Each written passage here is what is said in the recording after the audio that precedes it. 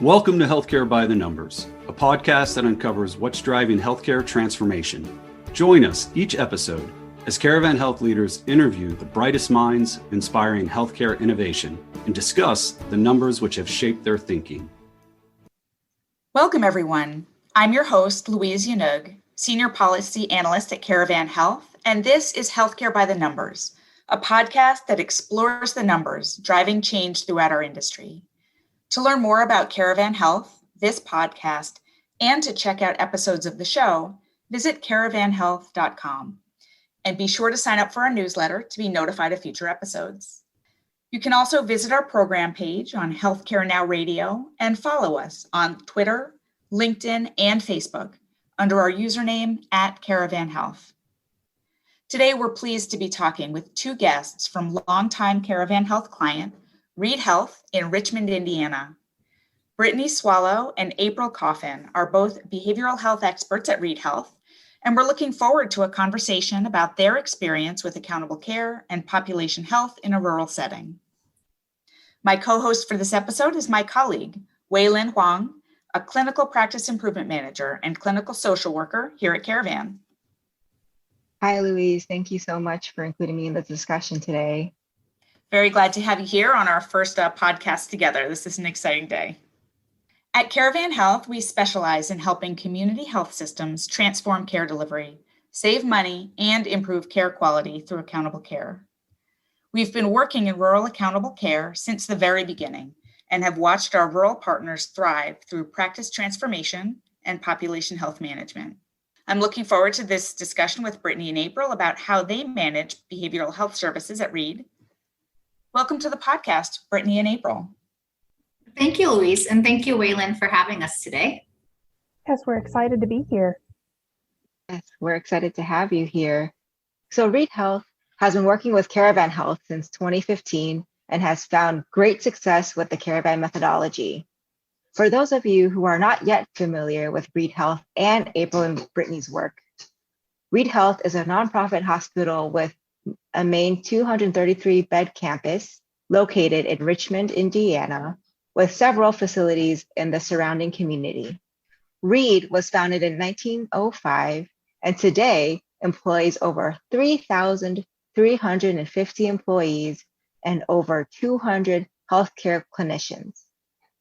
Reid Hospital specialties include cancer care, comprehensive heart care, women's health, orthopedic medicine, birthing center, and wellness.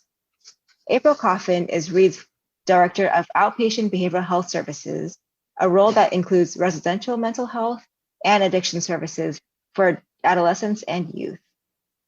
Before coming to Reid Health, April has had a long career in behavioral health. She founded a behavioral health clinic and offered individual, family, and group psychotherapy. Britany Swallow has been at Reid since 2018 and serves as Behavioral Health Coordinator. Britany holds a Bachelor of Science in Social Work and has worked as a home-based case manager where she helped cover services like case management and supervised visitation. Britany is currently in graduate school to obtain a Master's in Social Work to continue growing the Behavioral Health Integration Program. Thanks so much, Wei-Lin, to give us a background on our guest today. As we do in each of our shows, we like to spotlight and frame our conversation with some numbers impacting the industry today. Behavioral health is a very timely topic, especially as we continue to experience the mental health effects of the COVID-19 pandemic. According to the National Alliance on Mental Illness, 1 in 5 Americans experience mental illness, including 17% of youth ages 6 to 17 years. From a financial perspective, mental health conditions have a serious effect on overall health spending. A recent study found that 4.2% of Medicare spending was directly on mental health services, but a mental health diagnosis actually increased spending on other health conditions, leading to a total of 12.7% of Medicare spending going directly or indirectly to mental health conditions. Many Americans have had their daily activities, including school, work, and recreation, disrupted since the beginning of the pandemic, with clear effects on mental health.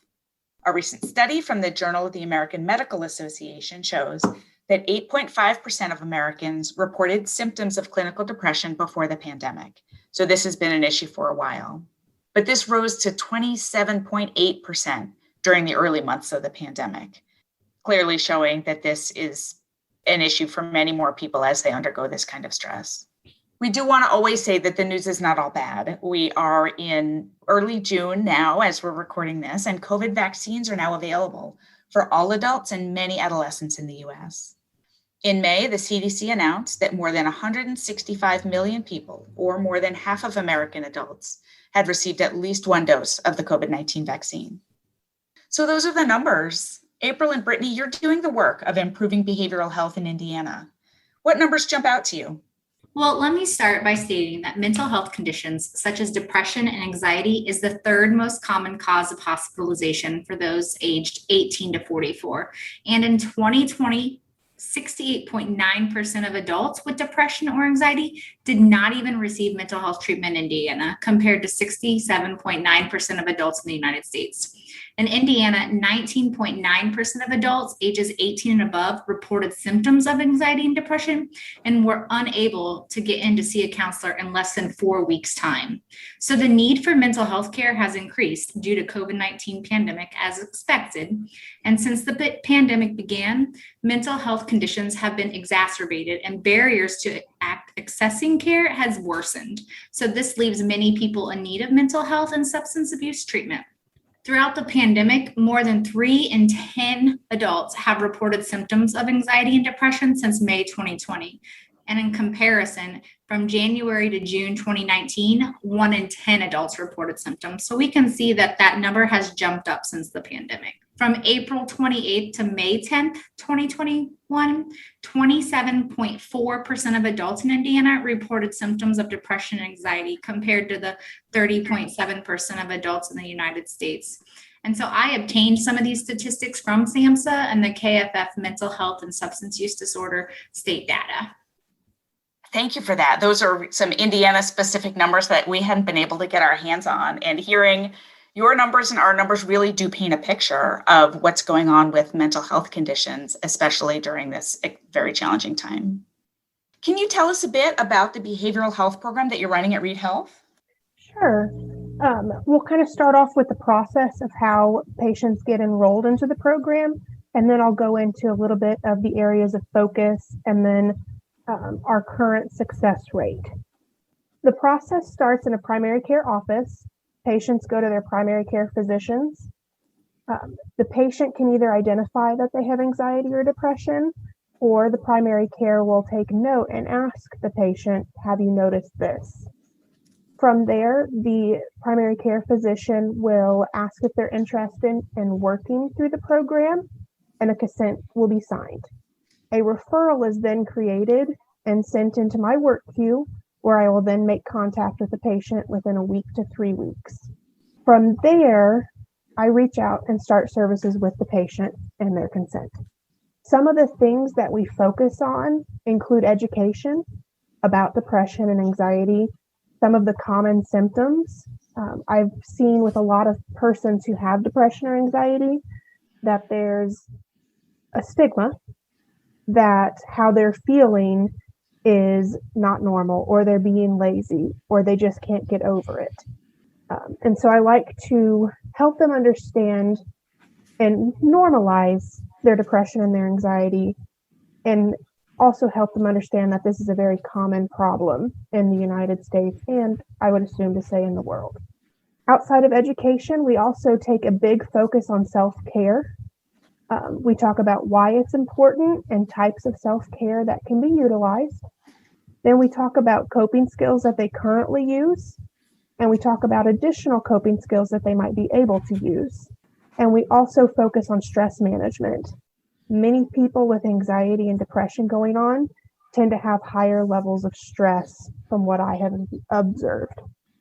And to go into that success rate, with the currently enrolled patients, we're seeing about an 87.5% success rate, meaning that their overall GAD-7 and PHQ-9 scores have gone down.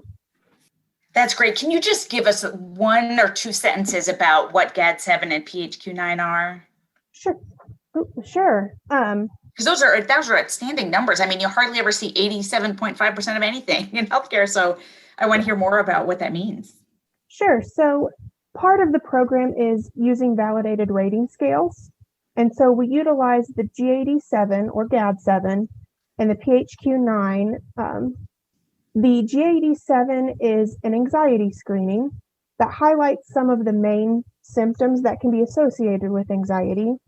By all means, it's not a complete list of symptoms, but highlights some of the more frequently experienced ones. And the PHQ-9 is a depression screening, which is similar to the GAD-7 in that it highlights some of the most commonly experienced symptoms of depression. Thank you for running through that. For those of us who are not every day in the behavioral health field, it's helpful to hear that these are some of the tools and metrics that you use. Are there other tools and metrics that you find useful in establishing or treating mental health and behavioral health conditions? For my program, I have not. I generally stick to the PHQ-9 and the GAD-7 with the little asterisk down at the bottom of the page that I do take note of stressors that are going on in life, because that does play a factor into overall scores. Great. I appreciate that information. So I'm also wondering, as you mentioned that asterisk, with the current trends, what trends have you noticed in behavioral and mental health during the past year because of the COVID-19 pandemic, public health emergency? Well, that's a tough one because there are several things. To highlight one of the most common portions of what I had seen, in the state of Indiana, we were under quarantine for March 25th through April 7th. During that time is when I saw the greatest spike in depression and anxiety scores. Many people struggled with the isolation. Generally with depression and anxiety, isolation is pretty common in regards that most people experience that they don't want to be around people. With the isolation that occurred through this, many people realized their support system and how often they see people in person. And when that was taken away, it had made a huge impact on their depression scores. Self-care became a very huge part of what we focused on. I know in conversation with other practices that are delivering mental health services, we've heard a lot about, of course, in the past year, the role of telehealth and virtual care. Would you say that was your service able to sort of pivot to telehealth and take that up and find that a useful service to offer patients during the time of quarantine? Well, for the behavioral health integration program, about 95% of the patients I talk to over the phone. A very few select want to do in person. And during quarantine, I did everything over the phone, and patients were easy to engage with that. They were very thankful to have somebody to talk to during this time and to also normalize, so to speak, the depression and anxiety they were experiencing. So that's interesting. So this wasn't so much a pivot, but just the way you had been doing business anyway. Correct. Right. We're always interested in hearing about sort of how behavioral health and other kind of population health services fit into the accountable care model. Can you talk a bit about how maybe what is the most important thing for clinical staff to know as they're trying to build up population health services in an accountable care organization? Absolutely. So I feel like being part of an ACO holds healthcare standards higher and helps our patients and community receive top of the line care. And we have a fantastic clinical team who's focused on ensuring our patients' needs do not go unmet through like our behavioral health integration program and care coordination. Our care coordination and behavioral health integration services for our patients basically prevents our patients' symptoms from going unmanaged. And as a clinical staff, I think there's more reassurance that patients have a whole team of experts caring for their patients to prevent mistakes and just avoid those costly tests and treatments a patient may not need. Thank you for that. I appreciate you talking about this whole team of experts. And it makes me think about what would be your advice then for other hospitals thinking about behavioral health program in a value-based payment system?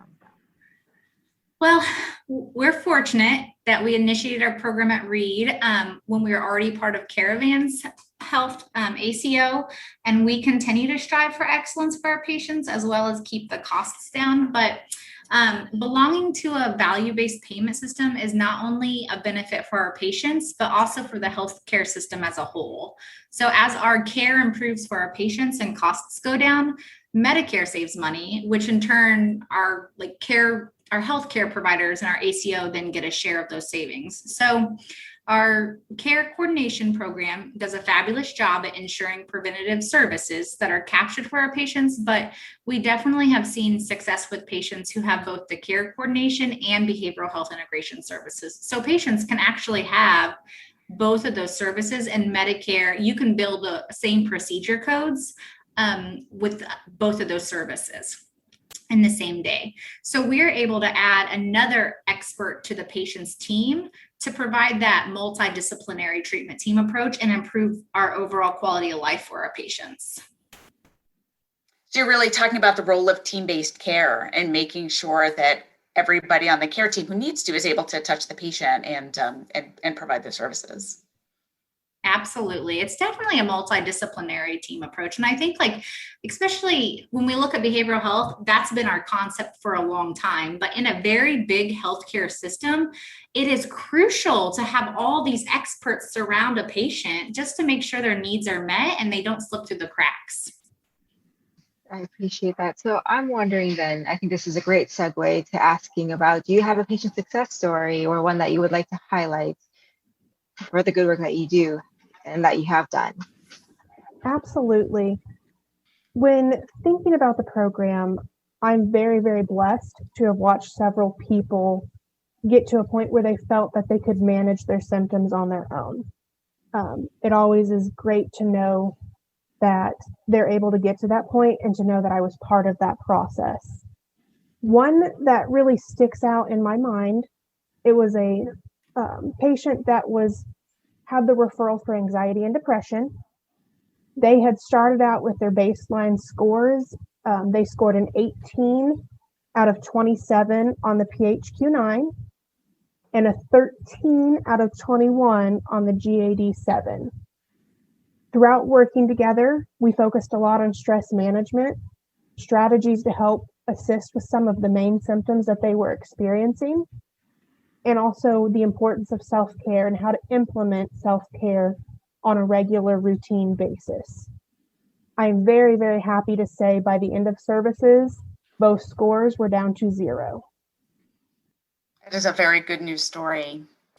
I want to circle back to something you had said earlier about the stigma associated with mental illness, because I think, I know we all know that that's a real thing, and people do feel reluctant sometimes to raise these issues with their healthcare providers, sometimes even reluctant to raise them with their families. I wonder, as behavioral health experts, if you're seeing this change over the past year. And I'll tell you, I'm thinking about, so I don't know if you follow tennis, but I was reading in the paper about how, I believe her name is Naomi Osaka from Japan, who just pulled out of the French Open because of mental health concerns, because she didn't feel that the tennis association was paying enough attention to what she needed, not just as a player, but as a human being and as somebody who had dealt with anxiety and depression. And I just feel like maybe we're having more of a conversation sort of nationally, I guess this is even internationally, about these issues. Are you seeing any of that? Do you think things are changing? I absolutely do. I think there are several movements, so to speak, to end the stigma of mental health. And by that, I mean to stop pushing it aside and telling ourselves that we just need to get over it and keep moving. To accept, no, this is where I'm at. This is what I'm experiencing. And I don't know that I have the ability to get up and just keep going anymore. I know NAMI, the National Association of Mental Illness, has a very strong position on helping end the stigma of mental illness and mental health in general. They're ones that I tend to follow a lot, particularly for statistics. And I believe you can visit their website at www.nami.org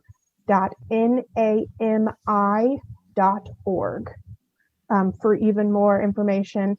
And they even go so far as to explain different types of mental illness, including but not limited to ADHD, bipolar disorder, schizoaffective disorder, also including depression and anxiety. That's so important. I think an organization like the National Alliance for Mental Illness also can explain that depression always doesn't appear the way you might think it does, right? It's not always somebody crying. It's not always somebody sad. It can be people being really angry. It can be, the whole spectrum of depression and anxiety really is something that people go back and forth between if they're really struggling with their mental illness, and bringing more understanding around that is so important. And so that's why we love to hear more from you who are actually doing this work about what's happening. Absolutely. And I think the biggest, most beneficial thing a person can do to help fight the stigma, so to speak, is to normalize it. You are not alone in experiencing this. There's a huge population of people in the United States alone that experience depression or anxiety at some point in their life. And we've seen some, just in my working lifetime, I've seen some evidence of, mental health parity, payment parity between mental health conditions and physical health conditions. I've seen my benefit packages change, over for places I've been employed over the past, I won't say how many decades, but, over quite some time in the working world, I've really seen things change. And so I think that is a move in the right direction, that mental health is taken from a payment perspective often quite seriously. Can you tell us what's next for behavioral health at Reid? Yes, of course. So our behavioral health integration program has been very successful at meeting the behavioral health needs of our primary care patients, and really bridging that gap between those patients that are not seen in our outpatient practices. And so we see this evidenced by, of course, the decreased scores in our GAD-7 and our PHQ-9 that measure anxiety and depression. And so it is our goal to add additional services to our BHI program by incorporating the psychiatric collaborative care services model. So this approach to the behavioral health integration services, it basically enhances our primary care services for our patients that have depression and anxiety by adding that regular psychiatric interspecialty consultation. So we would team up with a psychiatrist, and Britany would be able to have weekly sessions with that psychiatrist. And so now we're even adding an additional specialty to the already multidisciplinary team. So care planning is completed as a team, as I just mentioned. So it will include like the behavioral health coordinator, the psychiatrist, primary care provider, the patient, a care coordinator as well. And then treatment could also include the pharmacotherapy and psychotherapy as well. So Britany would work closely with primary care and the psychiatry department or outpatient behavioral health, and just linking those services and providing those resources for our patients. And then she can also have more frequent contact with the patients as well. So we're really excited to continue to grow our blooming program. Yes, it's clear that you are making a real difference in Indiana. And so it's so wonderful to hear all about it. I think eventually, right now it's still, Britany is the one managing all of our patients. And since it's only one person, we're not located in all of our primary care offices. She does about 4, potentially 5, but most of them fall under a few main departments. And she's really successful. And I think on average, we wanted her to have a caseload of 80 to 100. 100 is really, really high. And so eventually, once we get the psychiatric collaborative care service model up and running, we would like to hire more behavioral health coordinators. That way we can focus on like multiple primary care locations and just spread out our services throughout the region and the different counties. Sorry, Wei-Lin, I didn't mean to cut you off. I'm just, because you're in school at the same time, aren't you, Britany? Did I hear that right? I am. Well, you are amazing. It's wonderful to hear this story. I didn't mean to cut you off, Wei-Lin. Please continue. No, you're fine. I was just curious, as you're talking about expanding to the collaborative care model and talking about the great work that you do, Britany, and the patient success stories. Could you tell us a little bit more about the provider buy-in and the provider feedback and what that's been like? Absolutely, I would love to do that. So it took a little bit to get us up and running. There were a couple hurdles, just concerns about cost, what would be covered, what wouldn't be covered, just because we don't want to enroll a patient in this service and then suddenly they've got a bill for $60. And so that was one of our hurdles that we went over. Caravan was absolutely wonderful in helping us strategize how to overcome those hurdles. As far as provider buy-in, I felt that the more often I could visit a location, the more providers bought into the program. And that is, I don't say a drawback to the program growing, but it does create a little bit of a challenge on my locations that are farther from Connersville, where I currently am located. My Connersville locations are booming. I get plenty of referrals from them monthly.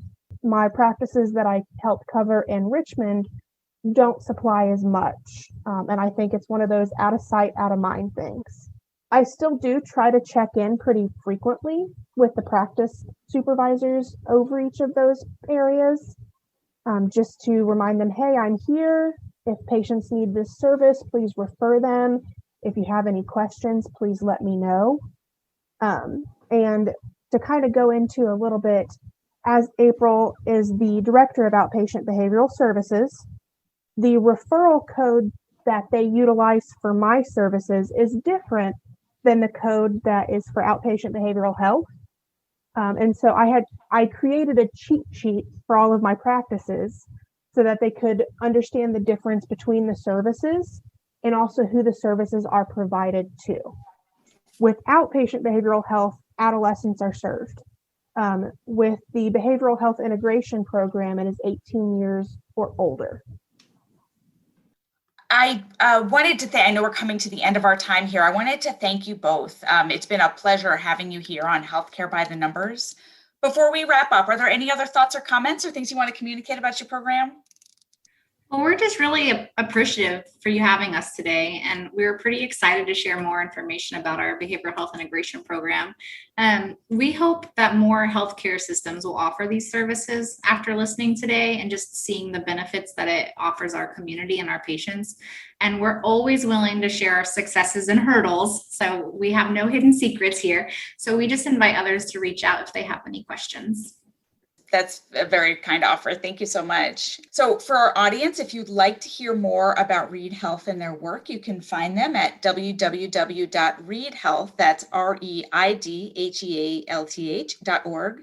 You can find April on LinkedIn at April Coffin, with her last name spelled Coffin. Wei-Lin and I want to thank everyone for listening today. We are Caravan Health, and this has been Healthcare by the Numbers. Until next time, take care.